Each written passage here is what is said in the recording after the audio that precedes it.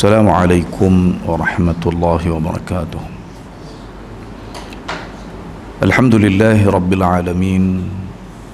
Wa usalli wa usallim ala sayyidina Muhammad wa ala alihi wa ashabihi ajma'in. Subhanaka la ilma lana illa ma 'allamtana innaka antal alimul hakim. Rabbi shrah li sadri wa yassir li amri wahlul 'uqdatam min lisani yafqahu qawli. Yang dikasihi Tuan Imam, ahli jawatan kuasa surau, seterusnya tuan-tuan perempuan muslimin dan muslimat yang dirahmati dan dikasihi Allah Subhanahu wa ta'ala. Alhamdulillah, syukur kehadran Allah Subhanahu wa ta'ala, malam ni kita sambut dapat menyambung lagi kuliah sirah kita tuan-tuan. Dan insya-Allah kita mula malam ni tuan-tuan buka muka surat 249 tu. Kita ulang sama-sama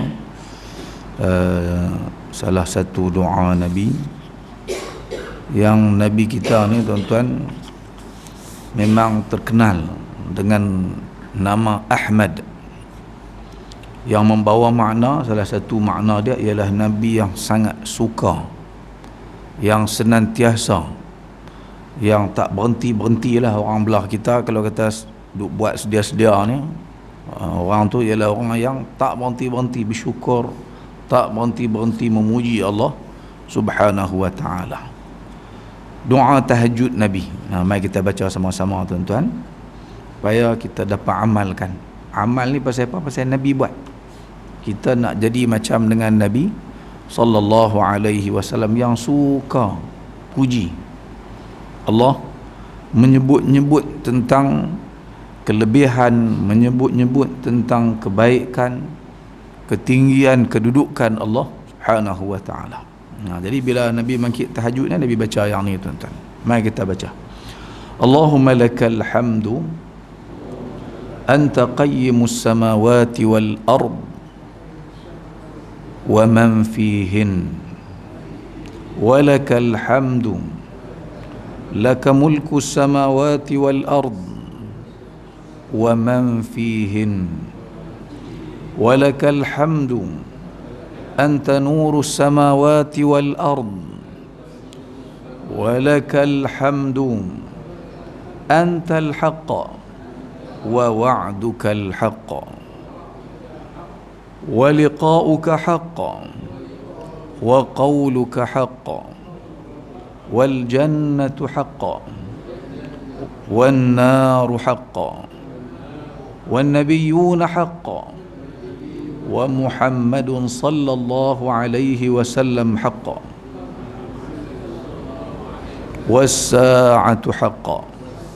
Allahumma laka aslamtu wa bika amantu wa alayka tawakkaltu wa ilayka anabtu wa bika khasamtu wa ilayka hakamtu faghfir li ma qaddamtu wa ma akhartu wa ma asrartu wa ma a'lantu antal muqaddim wa antal muakhir la ilaha illa anta. Okay, dengar makna tuan-tuan.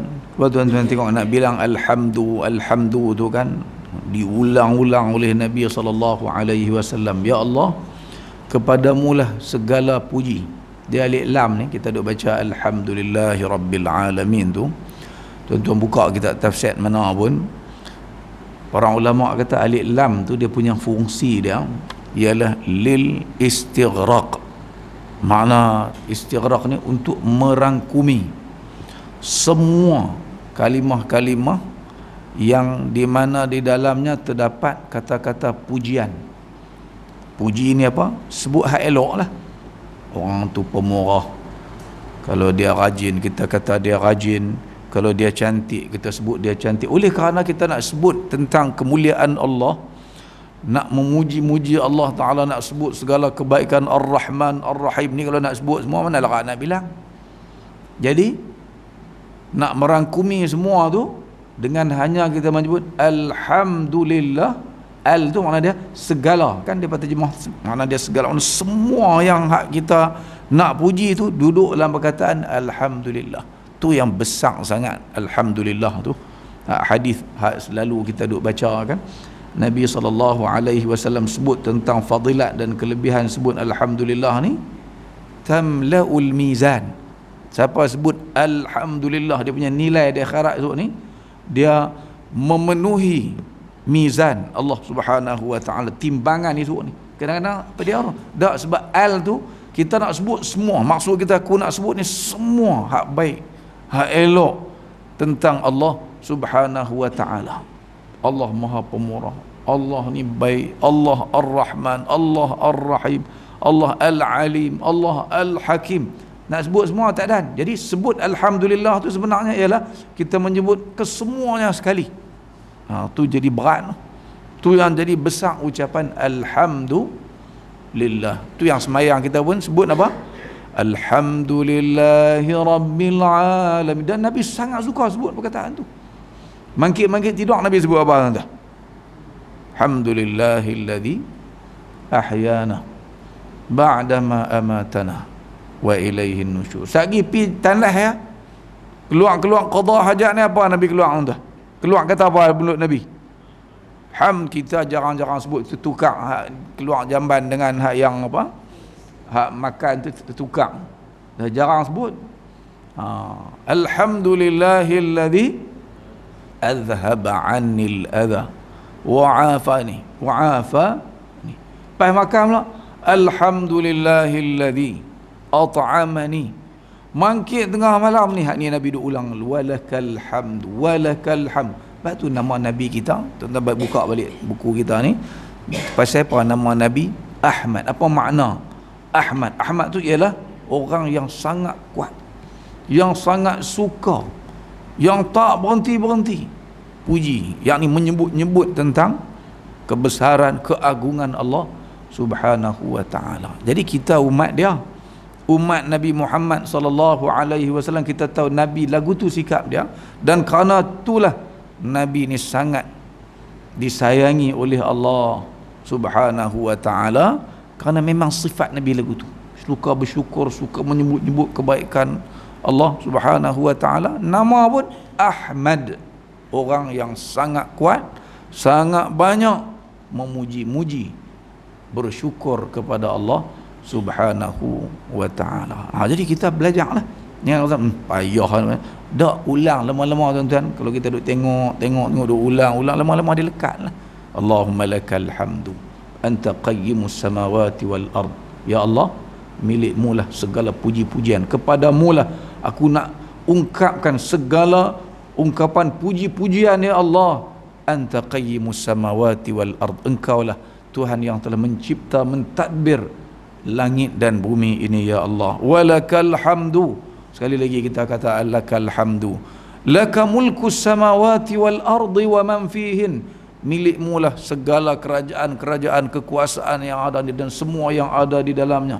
Jadi kena cuba belajar seronok puji Allah, suka menyebut-nyebut tentang Allah Subhanahu wa taala, insya-Allah menambahkan keimanan kita macam Nabi sallallahu alaihi wasallam. Dan Nabi duk baca bagi orang dengar, ajak nak bagi umat dia beramal dengan amalan Nabi sallallahu alaihi wasallam. Okey tuan-tuan, kita patah balik muka surat 85 lah noh. Kita dah masuk kepada tentangan-tentangan yang dilakukan oleh orang-orang Quraisy terhadap dakwah Nabi sallallahu alaihi wasallam. Bila Nabi mula start nak buat kerja dakwah ni, masa buat secara sir, secara sembunyi-sembunyi, masa tu tak nampak lagi. Mereka masih duduk, dan Nabi tak terang-terang.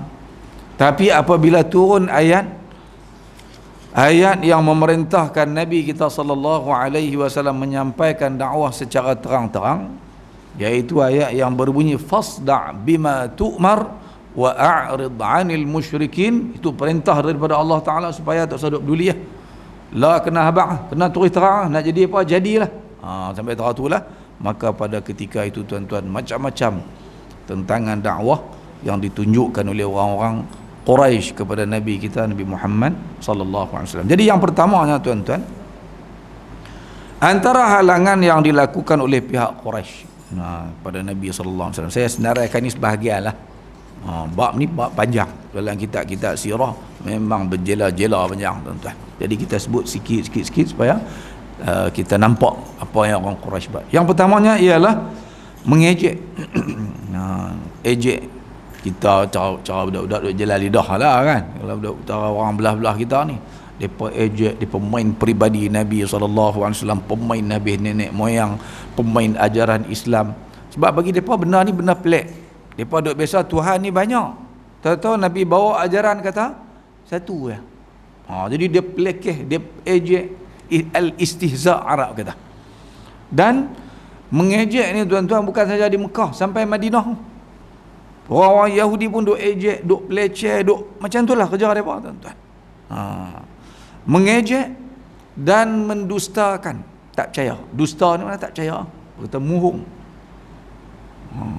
Hak kita bawa elok tak mana pun tuan-tuan. Kalau orang duk pelekeh, orang duk ejek, orang duk dustakan, dia akan ada kesan juga pada diri kita ke mana. Sebab Nabi kita ni manusia. Mengejek dan mendustakan ajaran Islam yang disampaikan oleh Nabi kita Nabi Muhammad sallallahu alaihi wasallam. Dan sampai hari inilah, siapa bawa sesuatu berkenaan dengan ajaran Islam, mesti ada golongan yang akan ejek, yang pelekeh, yang akan ajak orang supaya jangan percaya, jangan terima ni ajaran yang dibawa, iaitu ajaran Allah Subhanahu wa taala. Dia akan carilah tang mana ruang ikut zaman. Pemain tang, kalau kita zaman kita pada hari ni, pemain berkenaan dengan cara pembahagian harta pusaka, dia pelekeh. Dia akan cari kelemahan tak mana yang boleh dia bagi nampak kan tak betulnya, tak kenanya ajaran Allah Subhanahu wa taala ni. Dan kita kata bab harta pusaka daripada pemain, bukan pemain apa, daripada habaq tidak adil pembahagian cara Islam ni. Sebab orang perempuan dapat kurang daripada orang lelaki-lelaki. Dia akan tunjukkan bukti-bukti dan nak menampakkan bahawa tak kena Islam ni kan. Dan macam-macam lah yang dibuat. Ejekan keterlaluan daripada kaum Quraisy menyebabkan Nabi SAW tertekan. Allah cerita dalam Quran, gambaran bahawa Nabi kita, Nabi sendiri pun bila ditekan, diejek, orang kata macam-macam, Nabi pun terasa. Sebab Nabi itu sifat dia manusia, macam dengan kita juga. Allah Subhanahu wa taala berfirman dalam surah Al-Hijr, menggambarkan suasana pada ketika itu. A'udzubillahi minasyaitonir rajim. Walaqad na'lamu annaka yadhiqu sadruka bima yaqulun. Allah kata kami tahu, sesungguhnya kami mengetahui bahawa engkau merasa sempit dada, rasa tak boleh nak pi dengan apa yang mereka katakan.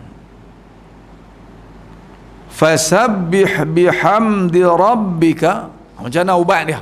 Nabi ajak terus. Karena kita pada hari ni pun, kalau kita nak bawa sesuatu ajaran yang bertunjangkan kepada ajaran Islam, kita kena ready dah. Sebab hak tu yang dilalui oleh Nabi itu mesti akan terjadi semula bila kita bawa sesuatu yang baik tentang ajaran Islam. Mesti ada golongan yang tak suka, mesti ada tekanan. Jadi ubat dia apa dia?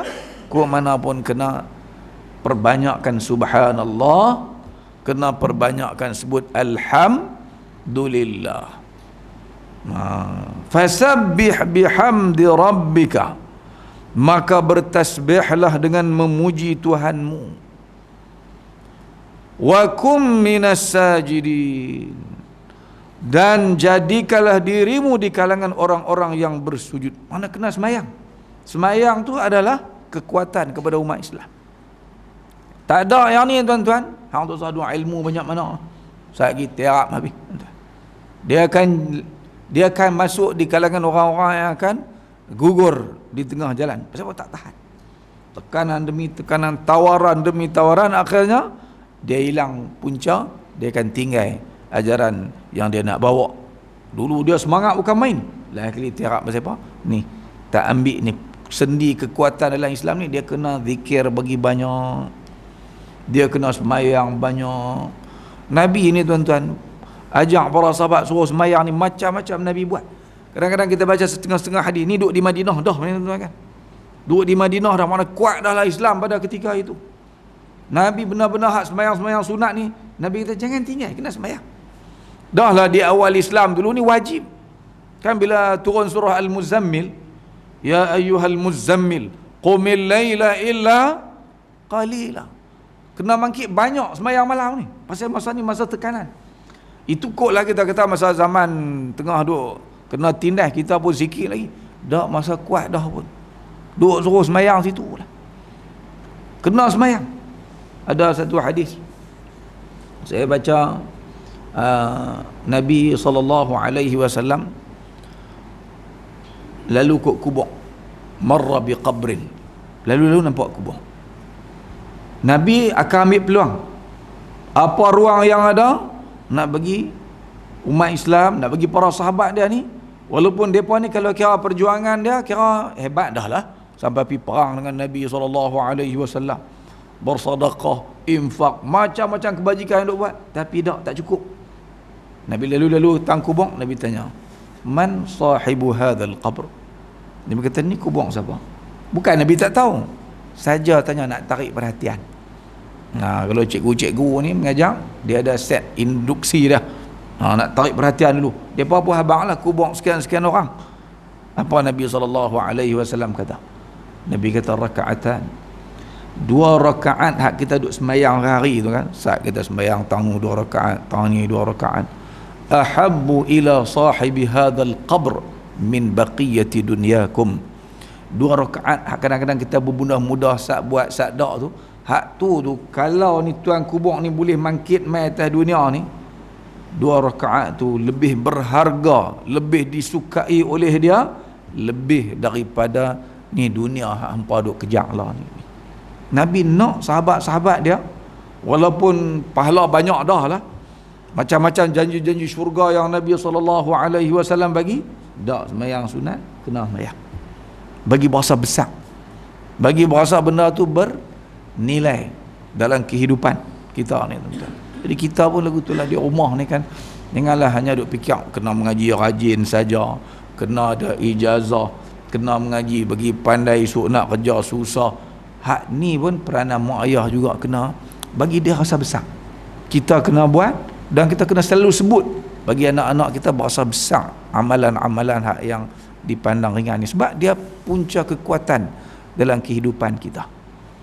Doa-doa yang Nabi SAW tu semua adalah nak bagi anak kita ni, kalau kita dengan anak kita ajak dia tuan, supaya dia pergi mana pun, apa pun dia akan mengadu ke Allah Subhanahu wa ta'ala dulu. Saya bubuh dalam buku ni tuan-tuan, tengok doa apa, doa solat hajat ni. Doa solat hajat ada. Dia sebenarnya doa ni patutnya hari-hari baca. Sebab kita hajat tiap-tiap hari ada.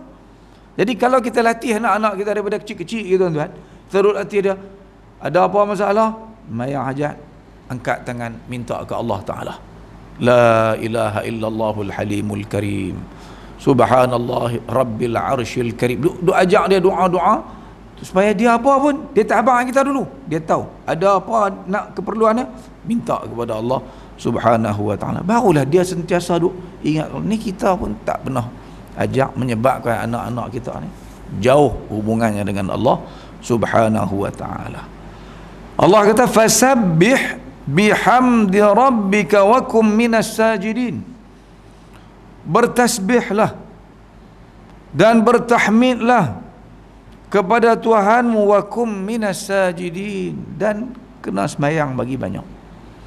Wa'bud rabbaka hatta ya'tiyakal yaqin, dan sembahlah Tuhanmu, yakni patuhlah kepada Tuhanmu, abdikanlah diri kamu kepadanya sehinggalah datang al-yaqin, makna sampai mati.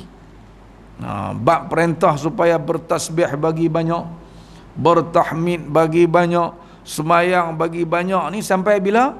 Hatta ya'tiyakal yaqin, sampai mati kena ajak dia ni tuan-tuan. Lagi yang kedua, apa lagi orang-orang Quraisy buat? Mencemarkan ajaran Islam dengan menyamakannya dengan kisah dongeng masyarakat terdahulu. Ni cerita ni bukan tak pernah jadi ni dulu dah, tapi ni cerita muhung macam cerita mahsuri pada orang panggil apa? Kalau mahsuri nak kata dongeng pun macam orang betul juga cerita kan. Tapi mai keluar darah putih betul tuan-tuan. Wallahu alam lah kan ya. Tapi depa tu ada lah, mana keturunan mahsuri tu betul ada kan. Tapi cerita yang digambarkan padang jarak, padang tukang macam lah, saya pun tak tahu jugalah kan. Jadi dia samakan ajaran hak dibawa oleh Nabi SAW ni macam cerita-cerita muhung, cerita-cerita hak orang dulu cerita.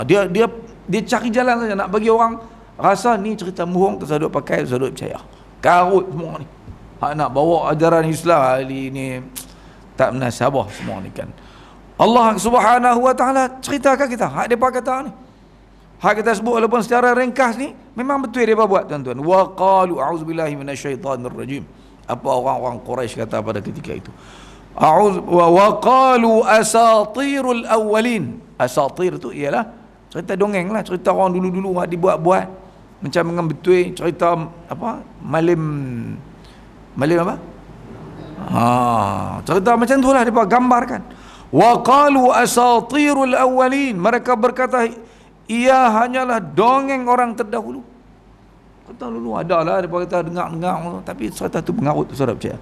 Iktatabaha fahiya tumla alaihi bukratan wa asila. Yang diminta oleh Muhammad supaya ia dituliskan. Cuma beza Muhammad bawa ni, dia buat kitab. Dia habaq benda ni ditulis. Ni buku ada Allah Ta'ala turunkan kepada dia. Dia yang suruh orang tulis, dia tak erti baca. Jadi dia suruh orang tulis cerita-cerita dongeng yang dia bawa tu. Fahiya tumla alaihi bukratan wa asila. Siang malam pagi petang duk suruh orang tulis cerita mengarut, cerita muhung ni. Tu cara depa nak bagi orang menolak ajaran yang dibawa oleh Nabi sallallahu alaihi wasallam. Lagi apa lagi depa buat tuan-tuan? Untuk nak bagi orang tak terima, orang tolak ajaran ini, menimbulkan keraguan terhadap ajaran Islam dan terhadap batang tubuh Nabi kita, Nabi Muhammad sallallahu alaihi wasallam. Antaranya Allah Ta'ala cerita dalam Quran. Dia cari ya. A'udzubillahi minasyaitanir rajim. Ma li hadzal rasul ya'kulu at-ta'am. Nabi apa ni dia kata? Mengaku kata utusan Tuhan. Yang kita duk tahu cerita-cerita rasul-rasul ni bukan sembarang orang ni, Allah utus. Tapi tengok makan lagu kita makan ya. Nasi kandang mau makan kan? Pi makan hak tu makan macam kita. Kalau Nabi dapat wahyu, dapat daripada malaikat pula dia habaq kat kita, takkan makan tu canai kita ya kan. Dia buat ni benda-benda yang dibuat oleh puak-puak Quraisy untuk bagi masyarakat memandang Nabi ni bukan Nabi pun saja bawa cerita-cerita hak mengarut. Ma li hadzal rasul ya'kulu at-ta'am. Ya'kulu makan, at-ta'am makanan. Makan lagu kita juga hari-hari makan. Wa yamshi fil aswaq. Kita pergi market, dia pun pergi market juga. Macam kita tak ada beza pun. Sama, yang ni maksud mereka sama seperti manusia lain, macam orang lain dia pun. Allah berfirman lagi cerita gambaran tersebut. A'udzubillahi minasyaitanir rajim. Hal nadullukum ala rajulin yunabbi'ukum idza muzziqtum kulla mumazzaqin innakum lafi khalqin jadid. Ini salah satu lagi serangan terhadap dakwah ni, iaitu orang Quraisy ni selain daripada mereka tak percaya keesaan Tuhan, wahdaniyatullah, mereka juga tak boleh terima bahawa manusia ni lepas mati akan dibangkitkan semula, dihidupkan semula. Mereka bagi mereka mati habis-habis ya.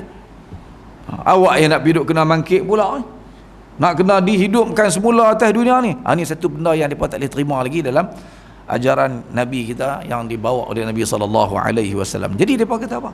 Mau nak kami tunjukkan apa? Mau nak tahu nak kena? Sama-sama mereka pemain ajaran ni. Kepada adalah seorang laki-laki di kalangan kita ni, Allah dah bawa ajaran pula, ada ajaran black-black ni hak tak boleh terima, tak boleh pakai ni. Iaitu apa dia?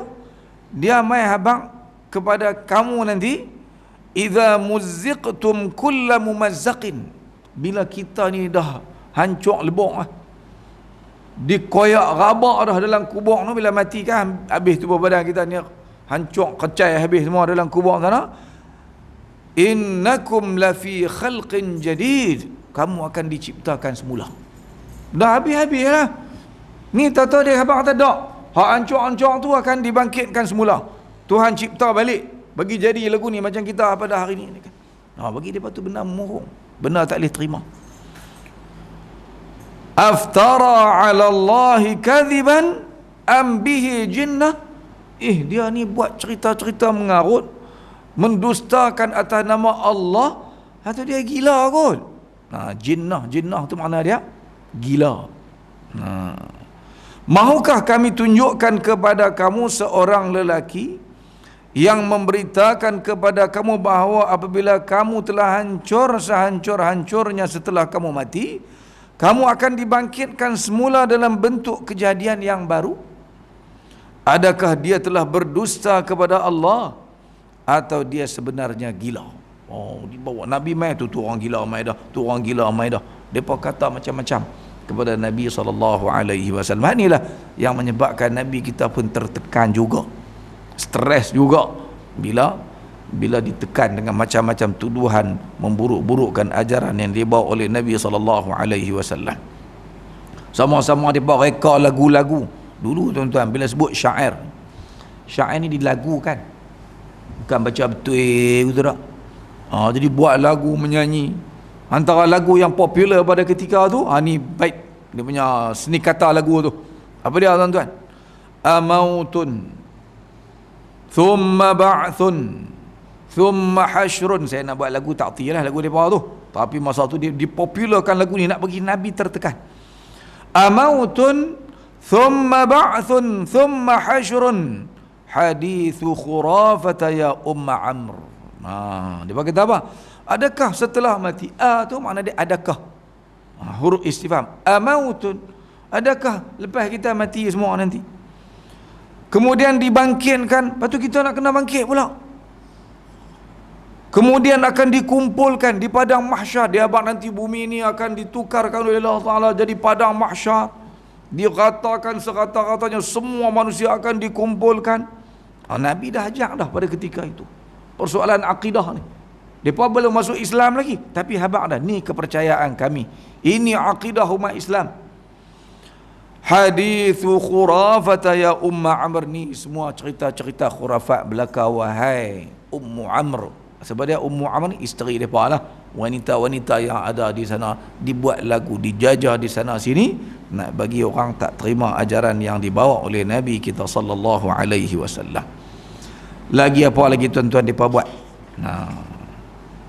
Yang ke-4 kot no? Yang nombor 4 pula, menghalang orang ramai mendengar Al-Quran. Mereka tuan-tuan buat lagu mana pun, Islam ni dia ada senjata, ada Quran.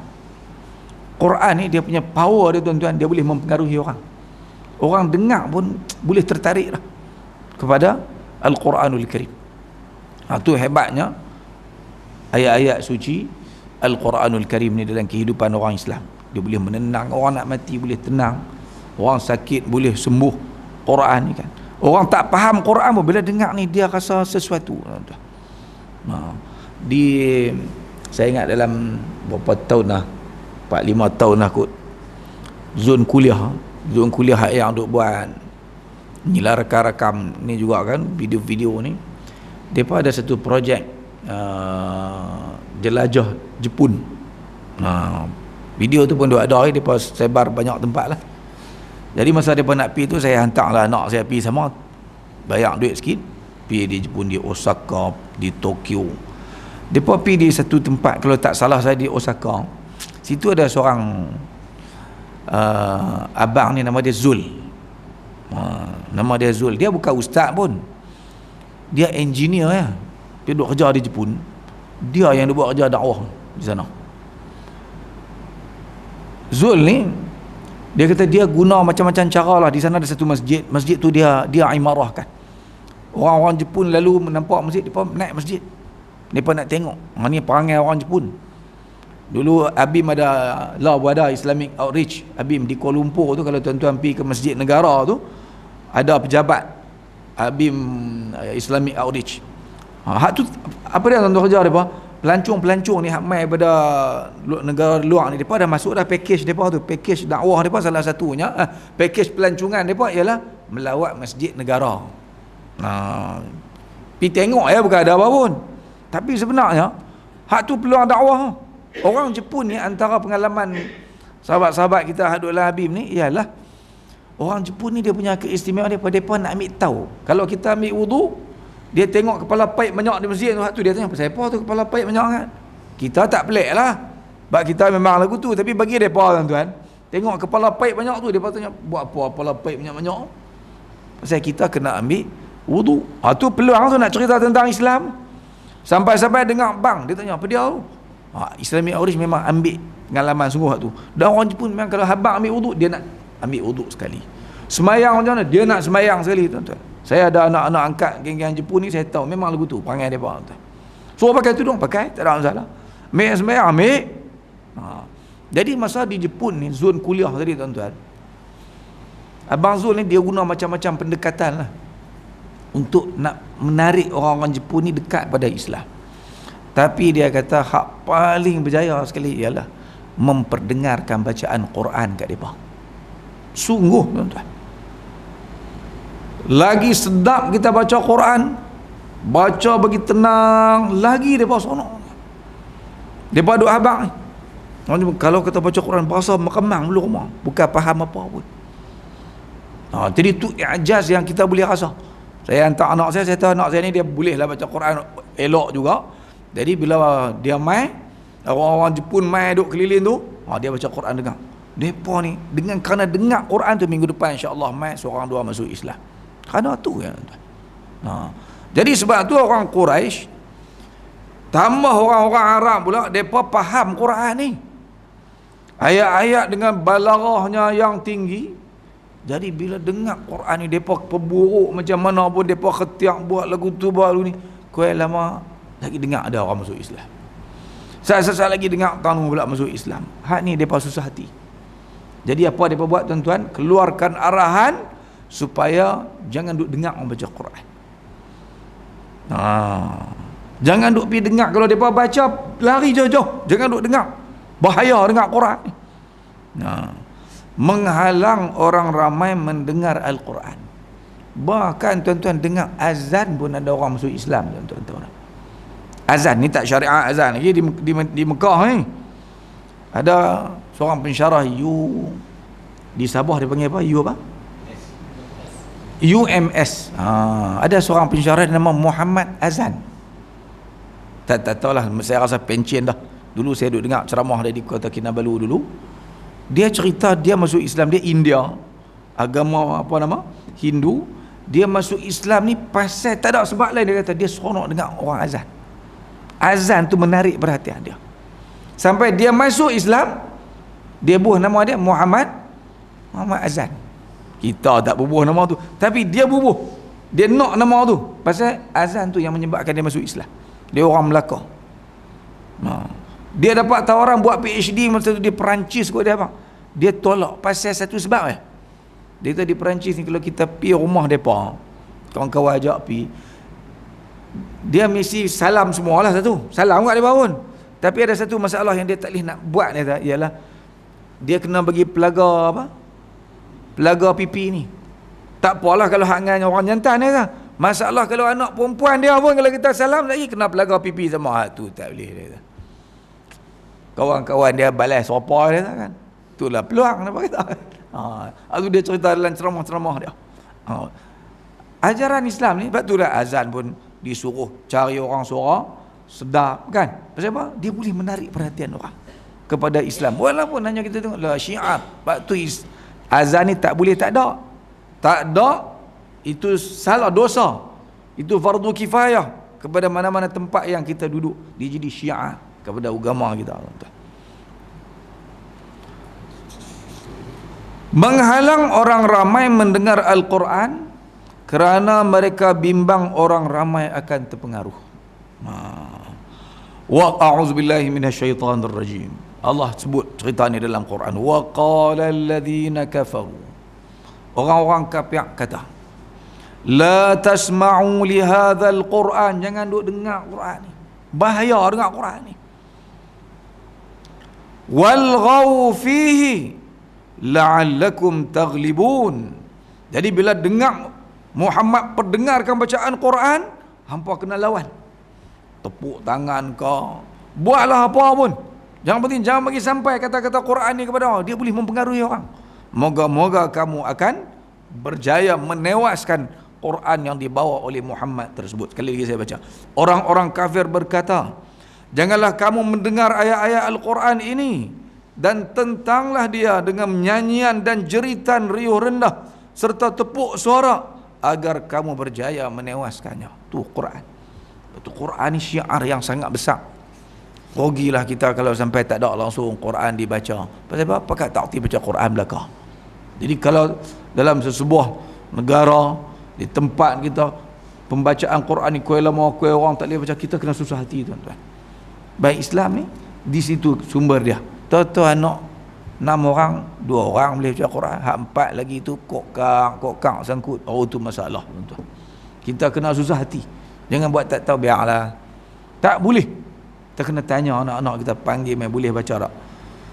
Kalau tak boleh baca darjah 3, darjah 4 duk sangkut lagi baca Quran, kita kena ambil buat sesuatu lah. Fikirlah lagu mana pun sebelum dia naik darjah 6, dia dah lancak membaca ayat-ayat Al-Quranul Karim. Lah saya lah mengajar di sekolah tuan, mengajar kelas bahasa Arab. Dulu kita tapih budak-budak ni. Sekolah-sekolah lagu kami tu, kita tapih budak. Nak masuk kelas Arab ni kita ada test. Kita kena test dulu. Test bukan test banyak apa. Boleh baca Quran ke tak? Panggil baca seorang-seorang. Suruh tulis jawi. Baru kita benarkan masuk kelas bahasa Arab ni kan. Barulah senang kita mengajar. Mulai tahun lepas arahan tak boleh test dah. Hak dia hantar oleh pihak ni lah, PPD hantar mai, kena terima semua, tak boleh tolak. Lepas tu tuan-tuan, jenuh bersagang dalam kelas. Kesian kat budak-budak tu. Kita tak boleh nak marah tu kan. Tak marah, tengok-tengok lah, patutlah. Lam dia kata ra, sin dia kata ya, ikut tak. Tu nak mengaji bahasa Arab lagu mana tuan-tuan. Ni masalah pasal apa? Pasal di peringkat sekolah menengah, kita biak ni biak sungguh. Sampai lah kali anak-anak kita tak erti baca Quran. Kita nak letak muka tang mana tak, kalau fikir-fikir. Kalau kita melahirkan anak tak boleh baca Rumi kan. Memang buta huruf. Macam mana tahap anak kita tuan-tuan. Kita bahasa apa? Oh ya Allah, tahunya apa. Tapi bila tak boleh baca Quran, tak bahasa aku tu pun. Relax ya. Ni masalah besar yang kena buatlah lagu mana pun bagi boleh juga baca Quran ni. An-Nadhr bin Al-Harith. Ni ada seorang tokoh besar Quraisy. Dia ni tuan-tuan, An-Nadhr bin Al-Harith ni, dia ni jenis orang hak jenis travel sana, travel sini, semua dia pi. Parsi, dia pi tengok dah kerajaan Parsi, kebesaran kerajaan Parsi. Kalau kita ke pi Amerika, pi dah lah. Pi New York sat-sat, naik kapal terbang pi sana. Sat lagi pi Turki, sat lagi pi balik orang hak pi jauh-jauh ni kan, jalan jauh-jauh ni, cerita banyak. Cerita kisah-kisah hak yang menarik-menarik, pelik-pelik di tempat tu, balik orang tempatan sukalah dengar, sebab cerita tu tak nak dengar. Apa saja kisah luar ni seronok kita dengar. Jadi An-Nadhr bin Al-Harith ni mana dia tak pernah pi? Habsyah, kerajaan Habsyah pi tak tahu berapa kali pi dah. Kerajaan Rom nu sampai Konstantinopel dia pun pi dah. Dia pi melawan orang kaya, orang besar. Kerajaan satu Parsi ni lah 3 kerajaan besar yang ada pada ketika tu. Jadi dia ni memang diminati oleh orang-orang Quraisy. Bila dia balik, orang Khumun dengar cerita dia. Sebab cerita-cerita dia menarik. Tak ada kut Mekah ni. Jadi An-Nadhr bin Al-Harith ni ditugaskan oleh orang-orang Quraisy untuk kacau perhimpunan-perhimpunan yang cuba dilakukan oleh Nabi SAW. Nabi jumpa orang lagi cerita baca Quran bagaimana. Dia ikut Nabi. Tak mana Nabi pi, dia akan pi tuan-tuan. Untuk bawa cerita-cerita dia. Dia akan menceritakan kisah-kisah dongeng raja-raja Parsi. Rustum ni pembesar-pembesar Parsi lah ni. Asfandiar, ni cerita-cerita dongeng zaman tu. Setiap kali Rasulullah sallallahu alaihi wasallam menyampaikan dakwah, kerja dia ikut Nabi. Bila dia balik, dia lah ditugaskan untuk ganggu dakwah-dakwah yang dibawa oleh Nabi sallallahu alaihi wasallam. Ada kalanya, sebab dia orang kaya, dia membeli penyanyi wanita untuk menyanyi dengan tujuan mengganggu dakwah ni. Bila Nabi nak start, lagi dia start suruh menyanyi, suruh tepuk alat-alat muzik. Dia sanggup habis duit dia beli peralatan-peralatan ni supaya Nabi nak sampai tak boleh, orang tak dengar, orang akan pergi kat dia lagi. Sebab menarik, orang perempuan duk bergencok, berdating, berdancing di sana tu, orang suka. Dia lah penganjur penganjur kepada acara-acara keramaian mengganggu dakwah yang disampaikan oleh Nabi kita, Nabi Muhammad sallallahu alaihi wasallam. Allah turun ayat cerita tentang perbuatan An-Nadhr bin Al-Harith ni. Allah kata, a'udzu billahi minasyaitonir rajim, wa minan nasi man yashtari lahwal hadith liyudilla an sabilillah. Ada orang dalam dunia ni sampai sanggup, kata Allah Subhanahu wa taala, buat keluar duit, sanggup buat keluar perbelanjaan daripada dia, beli apa tuan-tuan? Beli lahwal hadith, benar-benar hak boleh melalaikan orang. Beli ni dengan tujuan apa? Liyudilla an sabilillah, nak bagi orang sesat, tak mau bagi orang ikut petunjuk hidayah yang dibawa oleh Nabi kita, Nabi Muhammad sallallahu alaihi wasallam. Tapi orang Quraisy tuan-tuan, walaupun mereka keluarkan arahan jangan pergi dengar Quran, jangan dengar, tapi mereka sendiri pun sedap dengar Quran ni. Abu Jahal sendiri, apa tahu malam-malam Nabi akan qiyamul lail. Rumah dulu kalau baca di dalam rumah, di luar dengar. Mereka pakat-pakat pergi dengar. Pasal apa? Mereka sendiri nak dengar, nak tahu cerita, dan mereka sendiri pun kadang-kadang sampai ke peringkat terpengaruh juga dengan ajaran yang dibawa oleh Nabi sallallahu alaihi wasallam, kerana kekuatan yang ada kepada kitab suci Al-Quranul Karim tersebut tuan-tuan. Jadi sehingga akhirnya bila mereka tak tahan, kita akan masuk insya-Allah. Saya ingat bulan depan pula lah, mereka pun tak tahu nak buat lagu mana dah. Mereka bagi minta tawaran menang-menang, win-win. Orang zaman kita kata lah ni, sebab mereka tak boleh pi lah dengan ajaran Nabi sallallahu alaihi wasallam. Okeylah tuan-tuan, saya ingat sekadar itu dulu kuliah kita pada kali ini. Moga-moga menampakkan sedikit kepada kita macam mana tentangan-tentangan dakwah, dan kita juga dapat belajar sesuatu. Semayanglah banyak-banyak, bagi suka hati kita ni untuk nak buat kerja-kerja yang Nabi SAW jadikan sebagai sendi kekuatan dalam ajaran Islam, daripada kita pelajari kisah ni tuan-tuan. Jadi sekadar itu dulu, yang baik daripada Allah Subhanahu wa taala, yang salah silap, yang kurang dan lemah tu daripada kelemahan saya sendiri. Aqulu qawli hadza wa astaghfirullahal azim li wa lakum. Assalamualaikum warahmatullahi wabarakatuh. Bismillahirrahmanirrahim. Alhamdulillahi rabbil alamin, wassalatu wassalamu ala Rasulillah wa ala alihi wa sahbihi ajma'in. Allahumma anfa'na bima 'allamtana wa 'allimna ma yanfa'una warzuqna fahman wa 'ilman wa 'amalan salihan. Sallallahu ala sayyidina Muhammad wa ala ali Muhammad walhamdulillahi rabbil alamin.